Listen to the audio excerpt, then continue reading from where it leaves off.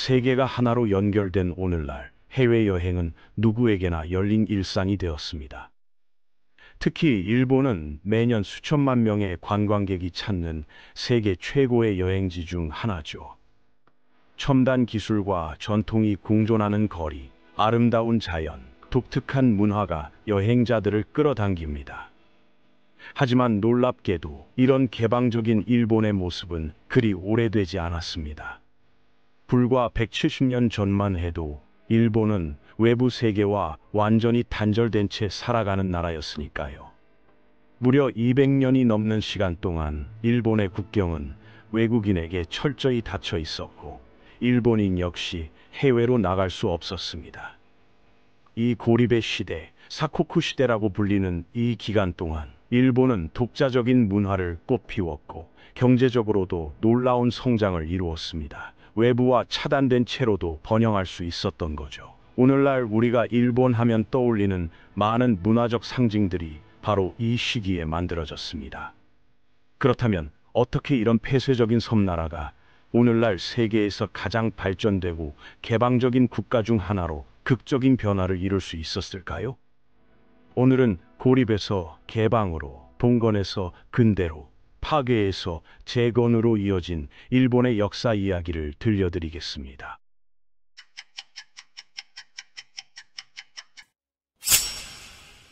모든 것은 4만 년 전 아시아 대륙에서 건너온 최초의 정착민들로부터 시작됩니다. 일본 열도에 처음 사람이 살기 시작한 것은 약 4만 년 전의 일이었습니다. 아시아 본토에서 건너온 초기 정착민들은 수렵 채집으로 생활했고, 농업과 금속 가공 기술은 훗날 야요이 시대의 본토에서 전래되었으며, 이를 바탕으로 영구적인 마을을 만들기 시작했죠.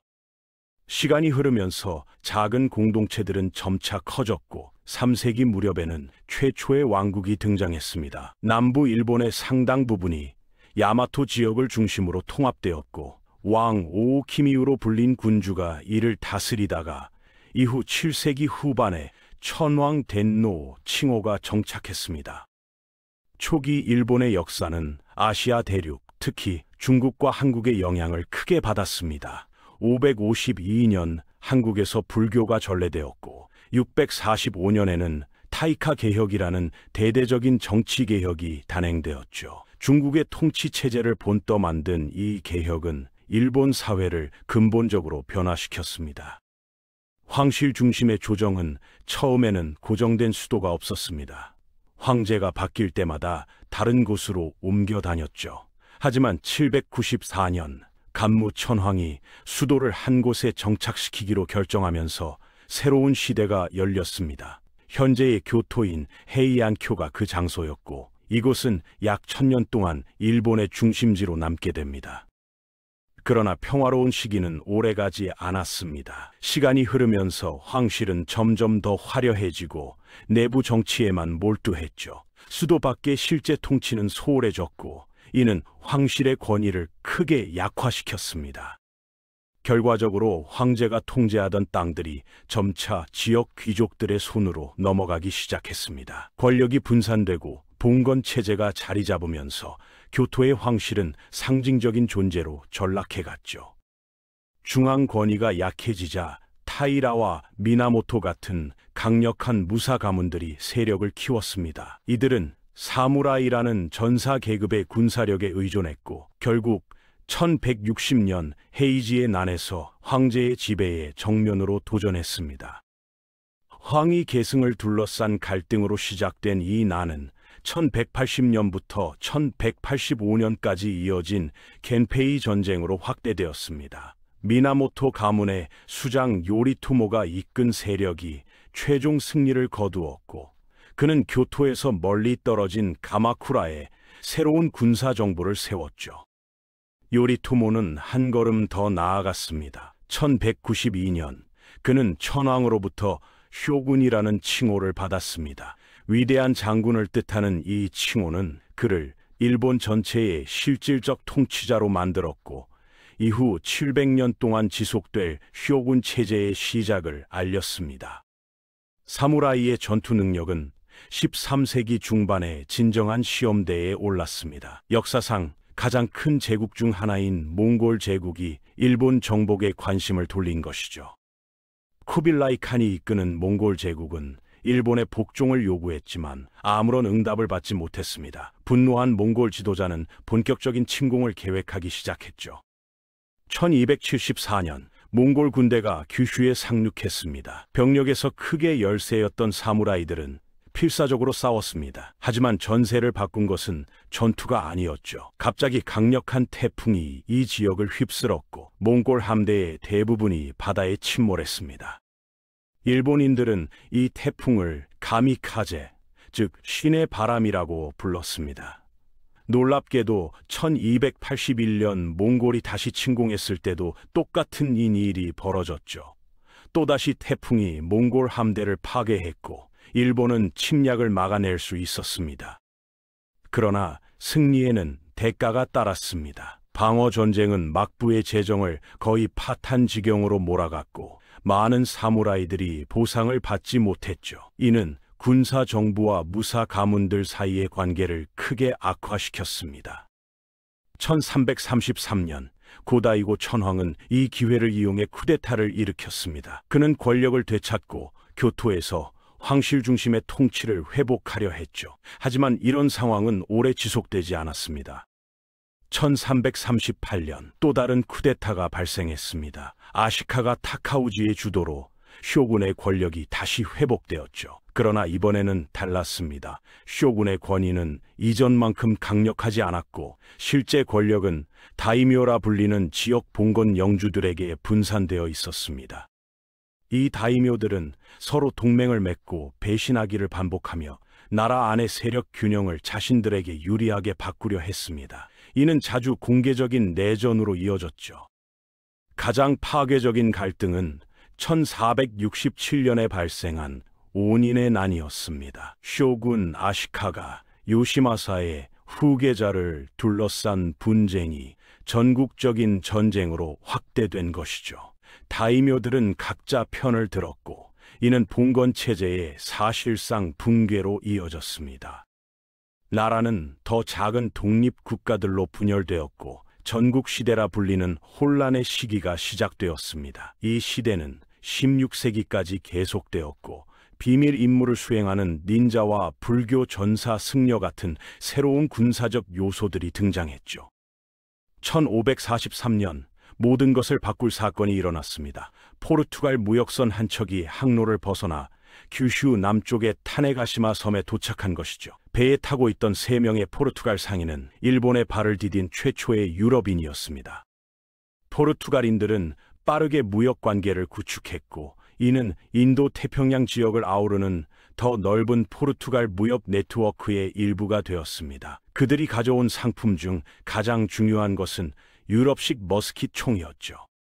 이 화기는 일본인들에게 완전히 새로운 것이었고 전술적 이점을 얻으려는 다이묘들 사이에서 폭발적인 인기를 끌었습니다. 1556년까지 진행 중인 내전에서 수만 정이 넘는 총기가 사용될 정도였죠.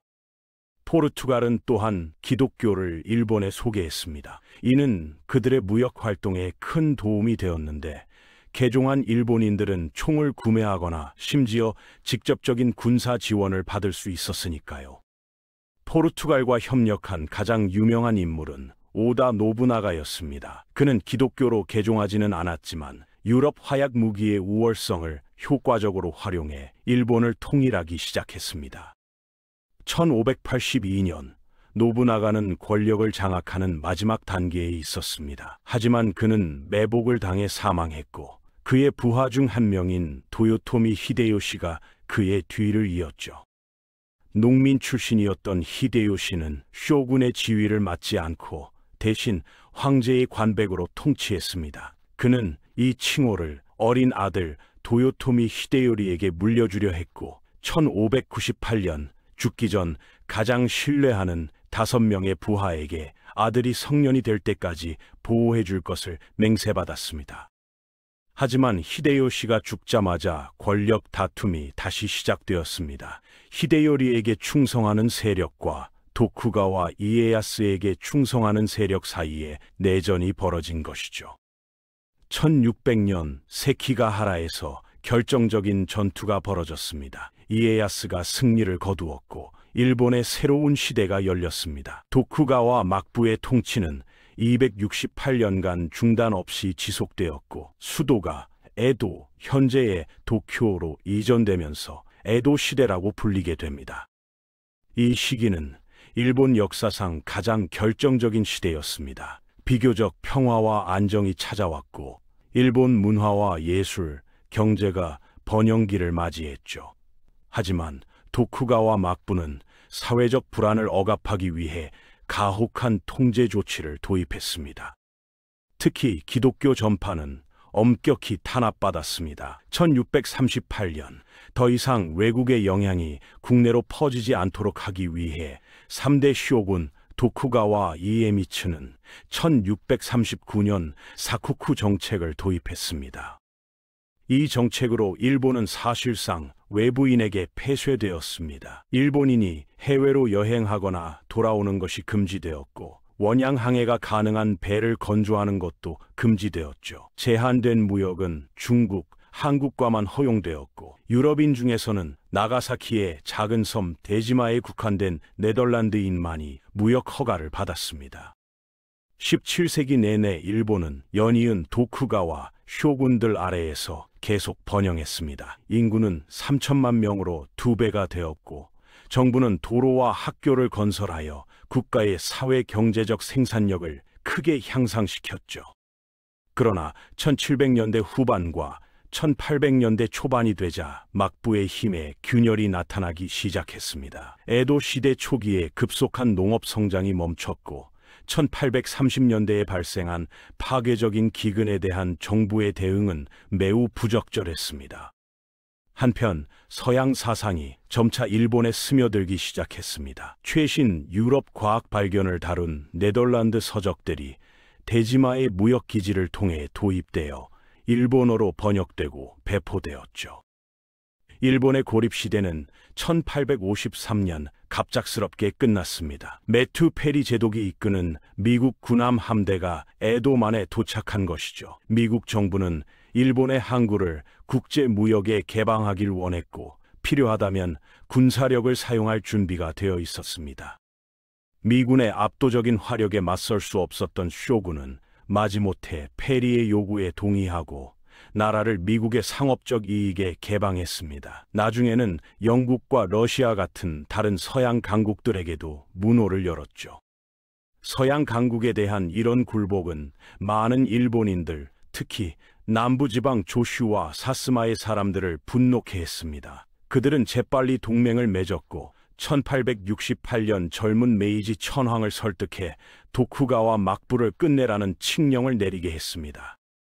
조슈와 사스마의 군대는 에도로 진군해보신 전쟁을 일으켰고 결국 막부는 무너졌습니다. 이후 천황은 최고 권력을 되찾았고 1868년 일본의 통치에 중대한 변화가 일어났습니다.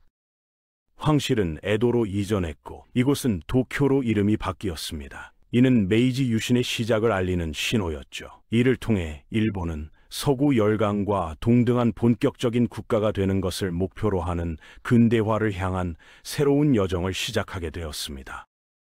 메이지 정부는 인프라 근대화에 우선순위를 두었습니다. 철도와 전신선을 도입하고 보편 교육 제도를 확립했으며 기독교 금지령을 해제했죠. 정부는 서구 국가에서 수백 명의 전문가를 초청해 광산, 은행, 운송 등 다양한 분야의 지식을 공유받았습니다. 특히 군대 개편에 큰 중점을 두었습니다. 1877년까지 서구의 최신 전술과 기술을 대거 도입한 새로운 군대가 만들어졌죠. 이 개편된 군대는 사스마 반란을 진압하는 데 배치되었습니다. 전통적인 전투력으로서의 역할이 현대 상비군 앞에서 무용해졌다고 느낀 지역 사무라이들의 불만이 폭발한 반란이었죠.